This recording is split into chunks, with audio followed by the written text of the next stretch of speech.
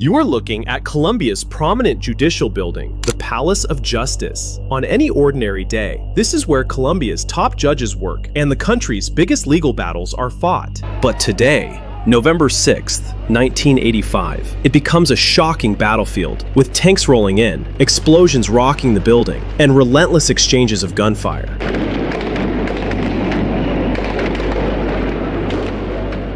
It's late morning, and inside the Palace of Justice in the capital Bogota, it's business as usual. Lawyers are moving between courtrooms, judges are hearing and presiding over cases, until they aren't. Unknown to everyone inside the building, several undercover members of the notorious M-19 guerrilla movement are already in position. Disguised as ordinary civilians, they blend in with lawyers, court employees, and visitors, patiently waiting for the signal to carry out an attack. Then, shortly before noon, a covered Ford F-51 truck drives toward the palace's basement parking entrance. Moments later, a pickup truck follows, pulling up outside the main entrance. Then, the doors fly open. Heavily armed M-19 guerrillas pour out, opening automatic gunfire on anyone near the entrances as they storm the palace from both the basement and the main entrance. Within seconds, panic erupts. The guerrillas seize control of the building, putting it under total lockdown and trapping hundreds of judges, lawyers, court employees, and visitors inside. Now, they're hostages.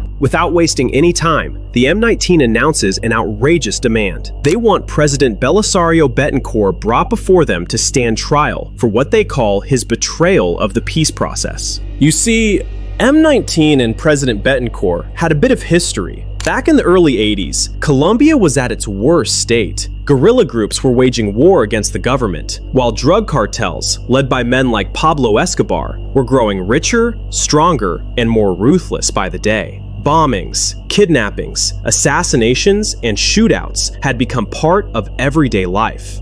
Determined to stop the violence, President Betancourt made a gamble that no Colombian government had ever made before. Instead of trying to crush M-19 on the battlefield, he invited the guerrillas to the negotiating table. Against all odds, the two sides reached an agreement. A ceasefire was signed, while they worked toward a permanent peace solution. But the agreement didn't last. Within months, both sides accused each other of violating the ceasefire. Then, the negotiations completely fell apart, and M-19 reached a dangerous conclusion. If the government wouldn't listen at the negotiating table, they would force it to listen with guns blazing. So they planned one of the most daring and controversial operations in Colombia's history. Their target, the Palace of Justice. Now, back at the scene, the government, of course, refuses M-19's demands. Instead, it orders the Colombian Army to surround the Palace of Justice. Then comes the chilling order: retake the palace by any means necessary, even if it means using overwhelming force. Within minutes, tanks and armored vehicles roll into Plaza Bolivar. Their mission is simple: smash through the palace's main entrance and clear the building room by room. Hundreds of soldiers take up positions outside, waiting for the order to storm inside. The M-19 fighters, feeling challenged,